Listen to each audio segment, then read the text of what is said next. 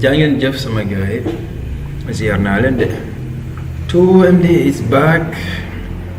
Aujourd'hui, dans cette vidéo, on va voir ce qu'on appelle les fonctions.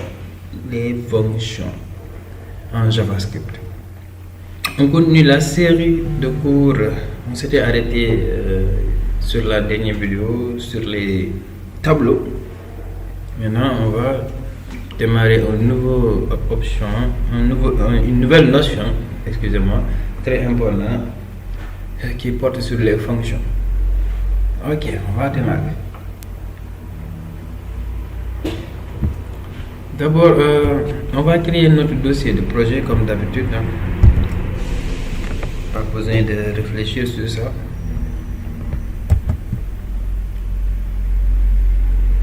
Créez-le où vous voulez. Moi, je le crée sur mon bureau. Ok. Vous pouvez le créer où vous voulez. Il n'y a pas de souci.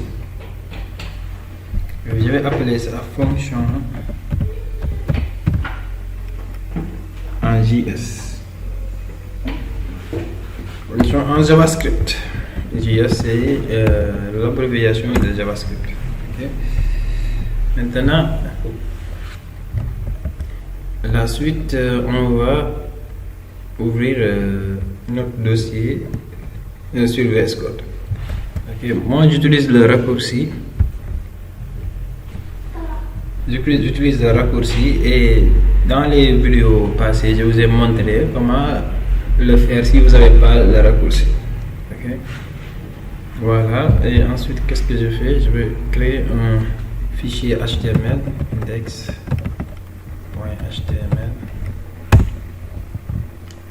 Ok, et là, je mets le code minimal comme d'habitude.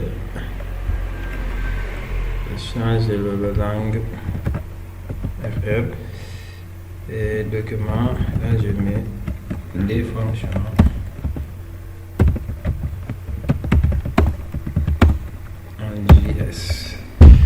Je retourne sur mon dossier de projet. Voilà, la page HTML qu'on a créée apparaît.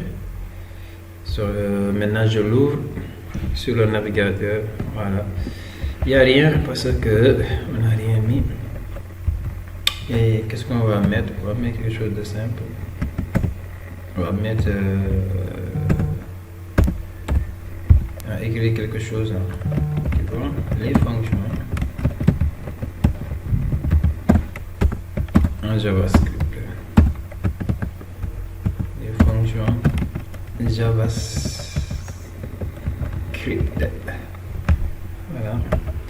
Et on actualise ce qui va nous donner ça.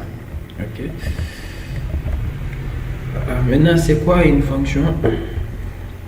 Une fonction en JavaScript, c'est un sous-programme. Un sous-programme qui exécute une tâche. Par exemple, je vais donner, ça c'est la définition en programmation. Par exemple, je vais donner un exemple de la vraie vie. C'est une télévision. Une télévision a des boutons et chaque bouton fait une action. Il y a le bouton d'allumage pour allumer la télé, le bouton d'éteignage pour éteindre la télé, les boutons zapping pour zapper, etc. Et chaque bouton remplit une fonction. Chaque bouton fait une action. Et cette action est différente des autres boutons de la télévision. Et chaque bouton, c'est ça qu'on appelle une fonction. Ces boutons-là, quand on les regroupe, on obtient les fonctionnalités de la télévision. Et chaque bouton est appelé une fonction de la télévision. Maintenant, la programmation JavaScript adopte ce même concept. Okay? Ce même concept dans la vie réelle, on le retrouve en programmation JavaScript. En JavaScript, on peut créer des fonctions ou bien écrire des fonctions et chaque fonction fait une action. Ok? Chaque fonction fait une action comme le fait les boutons de la télévision. Par exemple, le bouton pour allumer, l'action qu'il fait, c'est simplement allumer. C'est ça sa fonction, allumer. Le bouton pour éteindre, l'action qu'il fait, c'est éteindre la télé. Voilà, c'est ça, une fonction dans la vie réelle. Et en programmation JavaScript, le langage JavaScript adopte tout ce concept de la vie réelle. Ok, c'était ça pour la définition. Je me suis trompé là-bas, c'est pas JST, c'est JS. Voilà, maintenant, après avoir appris la définition d'une fonction, maintenant, comment créer une fonction ou comment écrire une fonction? C'est très simple. Pour écrire une fonction, d'abord, je vais mettre script là. Mettons script parce qu'on ne peut pas venir écrire du JavaScript à l'intérieur du code HTML sans pour autant mettre la barre script. Ok. Pour écrire du code JavaScript, pour créer une fonction ou écrire une fonction, on met le mot-clé function. Function, ça signifie en français fonction. Ok. Ensuite, je vais poser une question. Si tu as, par exemple, si tu as 100 fonctions, comment tu peux identifier ces 100 fonctions pour savoir que lui c'est Jean, lui c'est Paul, lui c'est... Comme ça. Comment le savoir? C'est à partir de leur nom. Chaque fonction a un nom. Les noms permettent de différencier les fonctions entre eux. Par exemple, les boutons de la télévision, il y a le bouton pour allumer, il y a le bouton pour éteindre. Donc tous ces boutons sont différents grâce à leur nom. Le bouton pour allumer est différent du bouton pour éteindre. Donc le premier identifiant, ce sont les noms. Et ensuite, l'action qu'ils fassent est différente. Parce que le bouton allumer allume, le bouton d'éteignage éteint. Ok. Maintenant, après avoir écrit function, vous choisissez un nom pour votre fonction. Maintenant, le nom que vous allez donner à votre fonction, ça dépendra de ce que la fonction va faire. L'action que la fonction exécute, c'est à partir de cette action-là que vous allez inventer votre nom. Donc, il ne faut pas, par exemple, une fonction qui éteint une machine, il ne faut pas lui donner un nom comme Happy Birthday, ok? Parce que Happy Birthday et éteindre une machine, ça n'a rien à voir. Il faut donner des noms qui ont un sens, ok? Maintenant, ma fonction, je vais donner un nom, bonjour. Si je dis bonjour, donc là, le nom, donc ça vous donne quelque chose, vous avez déjà une idée de ce que va faire la fonction.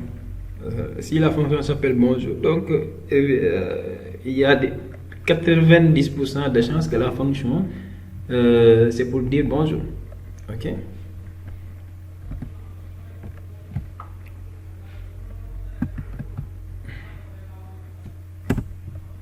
Ou bien on va l'appeler dire bonjour. Ok. Appelons la fonction dire bonjour. Ok. Dire bonjour. Voilà. C'est beaucoup plus cool comme nom. Ok. Maintenant, j'ai mis les parenthèses et ensuite j'ai mis les accolades. Alors c'est ça le code minimal. C'est ça le code minimal d'une fonction. C'est le mot-clé function, le nom de la fonction, les parenthèses. Ok, c'est obligatoire. Les parenthèses, ensuite les accolades. C'est ça le code minimal d'une fonction. Ok. Maintenant, à l'intérieur des guillemets, on va écrire le code qui permet de donner les instructions à la fonction. Ici, à l'intérieur des guillemets, on appelle ça le corps de la fonction. C'est là-bas qu'on écrit le code pour ce que la fonction va faire, pour l'action que la fonction va faire. C'est nous qui allons l'écrire, pour lui donner un rôle, pour lui donner comment dirais-je, pour lui donner les ordres qu'il va exécuter lorsqu'on appelle la fonction, bien lorsqu'on exécute la fonction.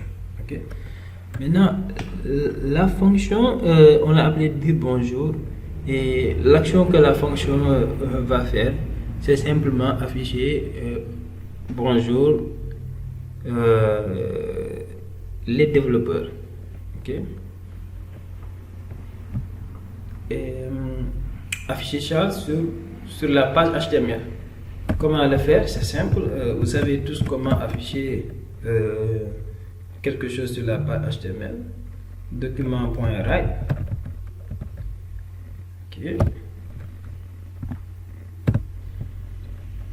Voilà. Et ce qu'on va afficher, on va l'écrire à l'intérieur des parenthèses. Et là, on va écrire bonjour les développeurs. Les développeurs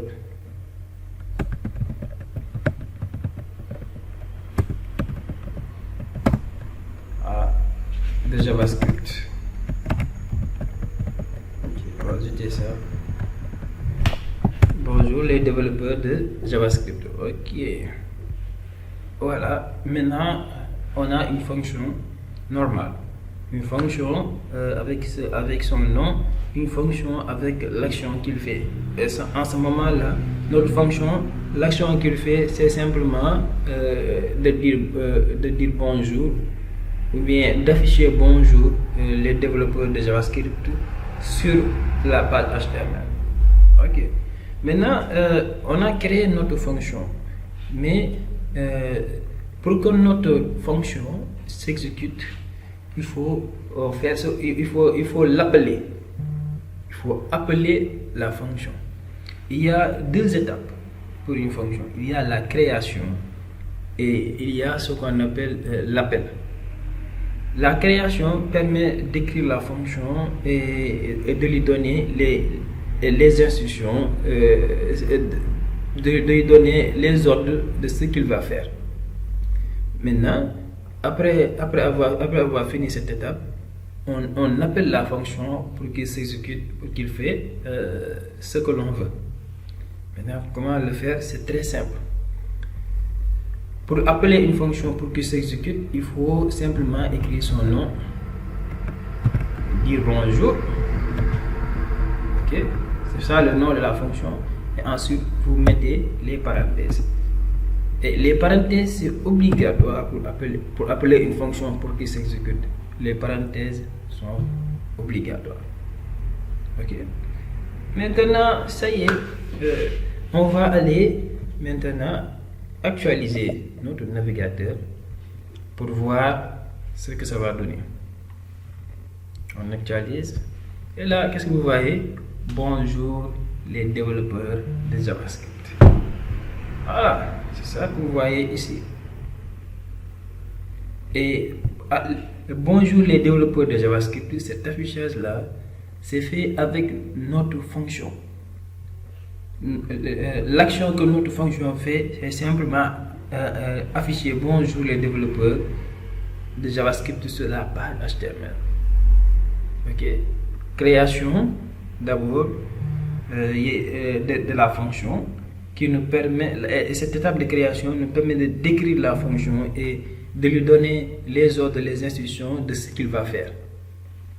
Ensuite, après la création, on appelle la fonction pour que la fonction puisse s'exécuter.